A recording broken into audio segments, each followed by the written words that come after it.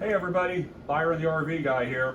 Just made up my new nickname, by the way, but if you own an RV, you got to be an RV tech. A lot of people are asking, I see it on forums all the time, about how to mount your generator, propane adapter and fuel onto your RV mounted house propane. A couple of things you got to understand is this is a typical package where this mounts to the tank. The pressure off of propane when it goes to liquid to gaseous stage is, I don't remember, 100, 125 psi, something like that. So this knocks it down to a couple of psi, a safe amount that still allows the proper fuel flow. In this case, back there's my Champion dual fuel generator, propane and gasoline. This knocks it down to a couple of psi. Call that your first stage regulator. This is your demand regulator here. So when your generator's hooked up and running, it creates a subtle demand here. This opens just like a scuba regulator and fuel flows running your generator. If your generator stops or you shut it off, there's no demand here and that stops it. You cannot just adapt this and plumb it to your house propane, your RV propane, because it's really hard to get in front of the tank, so you're already on the regulated side, the 3 to 5 psi side, and that will not open this up. I'll show you that in a second. All right, so this is a typical setup of an RV twin mounted propane can setup. They're all pretty similar. These happen to be 20-pound cans. I'd like a couple 30s, but I'm not going to ditch just a couple of good cans. They've got the little pigtail, goes to the selector switch, ×2. And in this case, the selector switch is built into the first stage regulator right here. So this first stage regulator knocks it down to a couple of psi, 2, 3, maybe 5, I don't recall. Very low pressure, which makes it much safer. No opportunity up in here to mount your new first stage regulator. You'd have to split it out, it gets way too complicated. So we're gonna come down here and split it out. And that means I've gotta remove my other first stage regulator. You can't have two in a row because the second one will not open. It won't see enough pressure to open. All right, so what you gotta do then is you just buy another one of these. Went to the Champion website and bought one. It's quite affordable. I don't recall, but maybe 30 or 40 bucks. And you take off the first stage regulator right here. So you can see it's just it's a plumbing fitting. It's got a safety stop. You take that off, you remove this. So then what I did was a couple of adapters into 5 feet of purpose-built propane hose.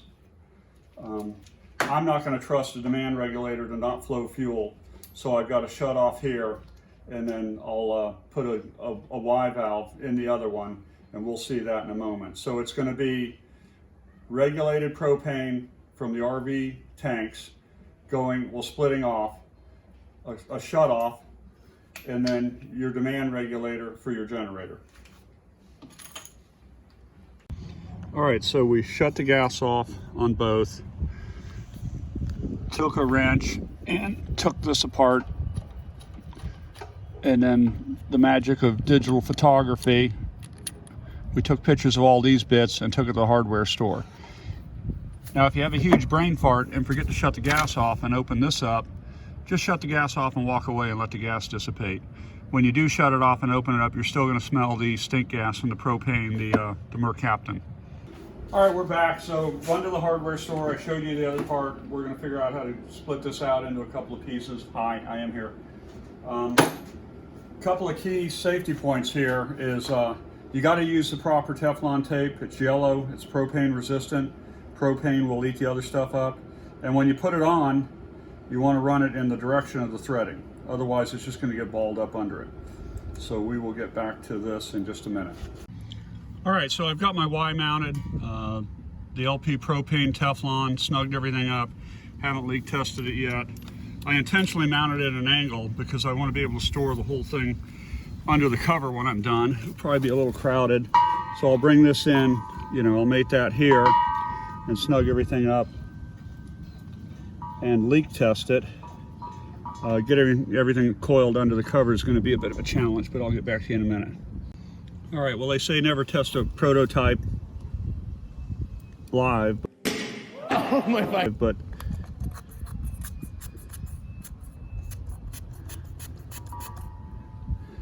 Spritzing it with a little leak test, all-purpose gas leak detector. Maybe you can see that. There you go. Okay. And I think I'm leak tested for the wind. You might have noticed earlier in the video my cap was red, this side was empty. Kind of makes me think I might have a leak. That'll be part of another one. So we've got everything hooked up on the gated Y. Not the gated Y, sorry. It is a Y with a gate on it. And I'm probably ready to test the generator. All right, so now for the functionality test. On a dual fuel gen, when you move this port over, it selects the fuel. I did just accidentally check the shutoff valve. I tried to start the generator and the shutoff valve was closed. So it works. Battery on. And we're running off propane on the RV now. So depending on your load, air conditioner, stuff like that, you know, you might get 1, maybe 2 days out of a propane tank. Nice thing about running on propane is after a hurricane or a natural disaster or something like that, if you got to go off grid moving your camper, like in Florida we're always prepared to do, propane bottles are everywhere. If the area is wasted, I'm on an urban search and rescue team, and when we go into an affected area, there's literally propane bottles everywhere. The vendor safe, so you see at hardware stores, get moved around. All that stuff, if it's off property, is free game, especially in an emergency.